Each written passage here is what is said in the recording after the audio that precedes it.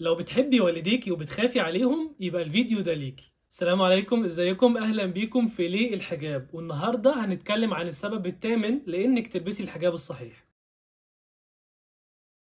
سبب رقم 8. السبب الثامن هما الاتنين السكرة اللي قاعدين جوه دول، ابوكي وامك والديكي. لو عايشين ربنا يحفظهم يا رب، ولو توفاهم الله فرحمة الله عليهم. والديكي اللي ربنا جعلهم سبب في وجودك اصلا في الدنيا، وعانوا معاكي ياما وربوكي وصرفوا عليكي وكبروكي، وحرفيا كل ده بدون اي مقابل، يعني شيء في منتهى الحب. وانا عارف قد ايه انت بتحبيهم وكمان بتبريهم، بس تعرفي انك لو لسه مش محجبة او حجابك مش مظبوط انت كده بتعملي لهم مصيبة. ايوه مصيبة، وده لانهم هيتسألوا عنك يوم القيامة، هيتسألوا عنك وعن دينك وطبعا عن حجابك. قال رسول الله صلى الله عليه وسلم: كلكم راع وكلكم مسؤول عن رعيته. وفي نص الحديث قال: والرجل راع في أهل بيته ومسؤول عن رعيته. كلمة مسؤول الدارج عندنا كده اللي هو البيج بوس بقى والمدير والمسؤول عن كل حاجة، بس مسؤول دي اصلا جايه من مفعول به، اللي هو حد هيساله. فمسؤول معناها ان لو حصل مشكله هو اللي هيتسال عليها، وده يعني ان ربنا سبحانه وتعالى يوم القيامه هيساله عنك وعن حجابك.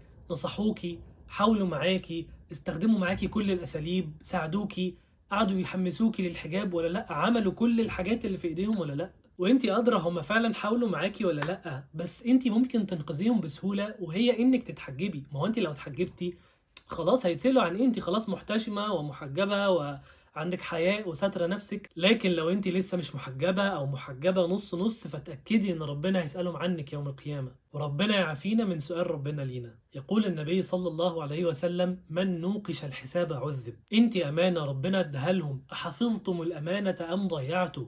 انت رزق ربنا رزقهم بيكي، هل استخدمتوا الرزق ده في طاعة ربنا ومرضاته ولا استخدمتوه في معصيته؟ اتحجبي لانك مش حمل ان ربنا يسأل ابوكي وامك عنك وعن حجابك وعن حيائك. اوعي تكوني سبب ان حاجة وحشة تحصل ليهم، وساعتها هيكون الحجاب من بر الوالدين اللي ربنا سبحانه وتعالى قرنوا بعبادتنا ليه اصلا. قال تعالى: واعبدوا الله ولا تشركوا به شيئا وبالوالدين إحسانا. وقال تعالى: وقضى ربك ألا تعبدوا إلا إياه وبالوالدين إحسانا. فربنا قرن عبادتنا ليه ببر الوالدين، وده يقول لك قد ايه ده شيء مهم وثوابه عظيم طبعا. فانتي ان شاء الله بقى وانتي بتلبسي طرحتك او خمارك وبتوسعي الضيق وبتغطي المكشوف، تكون نيتك: يا رب انا محجبه وبستر نفسي علشان طبعا كل الاسباب اللي اتكلمنا عنها في السلسله، وبسبب منهم رئيسي هو بر الوالدين، اللي هي اكتر الطاعات اللي انت يا رب بتحبها. تحجبي حبا فيهم وخوفا عليهم. بس كده. لو عندك اي سؤال سيبيه تحت في الكومنتات وان شاء الله هرد عليكي، او لو عندك سؤال برايفت مش عايزه تكتبيه في العام اكتبي تحت عندي سؤال وحد من فريقنا هتتواصل معاكي. ولو عايزه تخشي سبورت جروب او جروب دعم على تيليجرام في بنات لسه محجبه جديد وبنتكلم عن الحجاب ومشاكل الحجاب وهكذا،